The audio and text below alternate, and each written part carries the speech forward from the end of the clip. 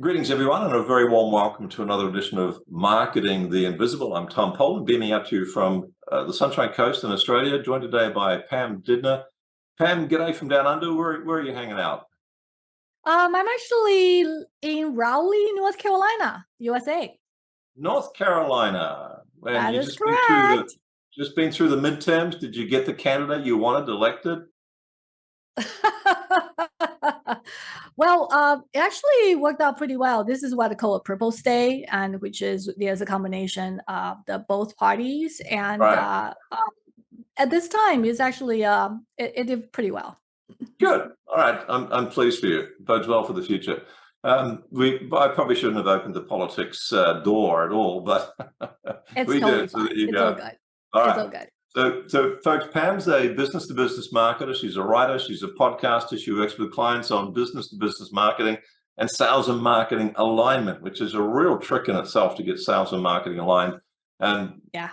essentially, Pam just loves everything about business-to-business marketing. So, Cool. Pam, welcome again. And our title today is Demand Generation 101, which is where, folks, you need to start how to create a lead generation plan that actually brings in new clients. Pam, Yep.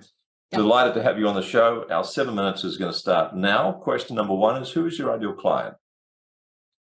My ideal client tend to be B2B marketers in the mid companies or the enterprises that actually either working with the sales team directly or working very closely in terms of demand generation. So it's the B2B marketers in the mid companies or enterprises. Perfect. And folks, you might think that these folks know exactly what they're doing with marketing, but a lot of them are struggling and need help from people like Pam. So if that's you, you want to listen up because you can get some cool free stuff and also some extra stuff at the end. Tell us about the problem you solved, Pam. 6.5 minutes left.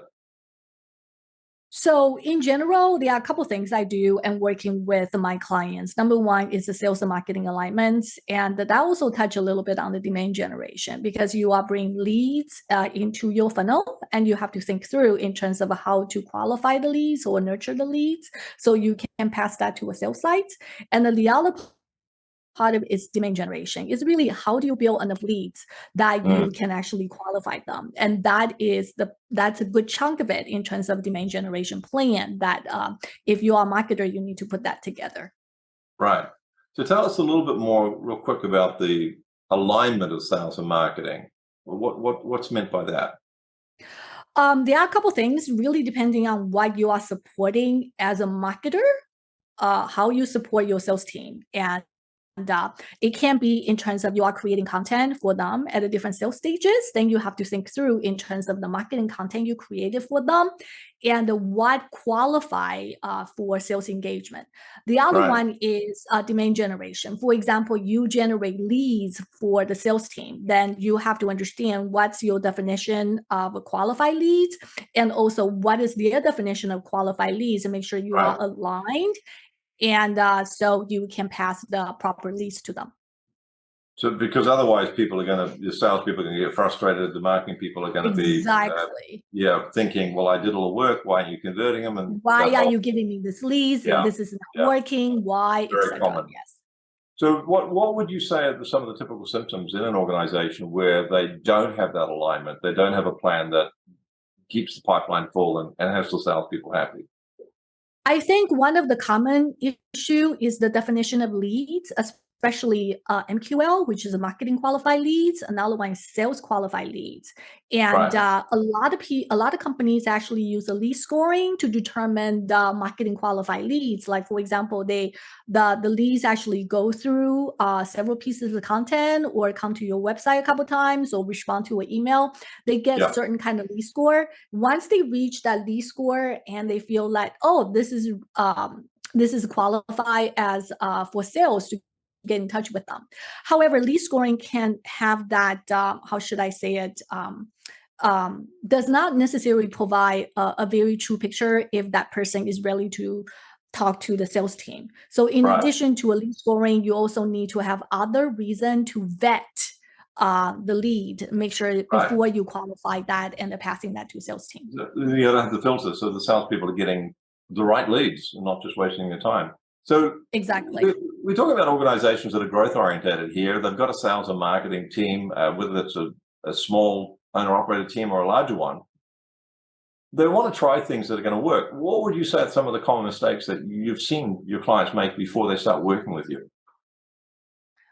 Yeah, a couple things in terms of if you are doing a demand generation and at the same time you're passing the leads to a salespeople but they are not necessarily happy with your leads, it's very important to initiate that conversation with them, to have a conversation with them so they understand what the gaps are and have that conversation going and understand what your needs are, and then come back and then fix your, say, demand generation plan, or fix in terms of a number of the qualified leads or how you should qualify leads before you're passing the leads to them. So I think the common mistake is, first of all, lack of communications between sales and marketing team. And the number two is the definition of leads. And I think that's pretty common across many companies. I mean, you've given us probably the top tip as well, which I was just about to ask you about. So end the blame game and talk about the elephant in the room, which is we don't have alignment, and figure out what that looks like. So any other, I will touch on question 5 though. Is there another top tip that you could think of off the top of your head that's going to help people to move forward with this problem? Yes, I think the number one thing is if you feel there's a gap, it's very important that you have a very frank conversations with multiple different salespeople to understand what those gaps are. That's number one. And second thing is make sure that you have a plan. So when you create demand generation plan that you are going to build the top of the funnel, what is your plan look like? What's the channel you are using? And what channels was actually effective based on your past campaigns? Have that information and then create a plan. And then important thing is once you create a plan, make sure that you review that with the sales team so they have a chance to see what you are planning to do. And they can also provide some feedback in terms of what these things that you can do to actually help them better. Does that make sense? It's one of the common mistakes is having a demand generation plan but not reviewing it with the sales team. I think that's important to do that. And that's probably the most valuable part of the whole process is the debrief. So just over 60 seconds left. Question 6 is a valuable free resource we can direct people to. Just for the sake of time, folks, I'm going to give you the answer to that one. Go to www.pam, P-A-M, Didner, D-I-D-N-E-R.com, and you're going to be able to opt in there to get Pam's tools and templates for creating sales and marketing alignment. Pam, thank you for that free gift. And anytime. Question number 7, 30 seconds left. What's the one question I should have asked you but didn't? Well, the number one question is in terms of how the sales team getting the sales feedback in terms of working with the marketing team. That's number one. And second thing is it's very important as a demand generation person, you need to understand CRM, which is the tool that salespeople use. I think it's very important that you understand how to use that tool in addition to your marketing automation tool. Critically important. Thanks, Pam Didner. Thank you so much for your time and your insights. Thanks for checking out our Marketing the Invisible podcast. If you like what we're doing here, please head over to iTunes to subscribe, rate us, and leave us a review. It's very much appreciated. And if you want to generate 5 fresh leads in just 5 hours, then check out www.5hourchallenge.com.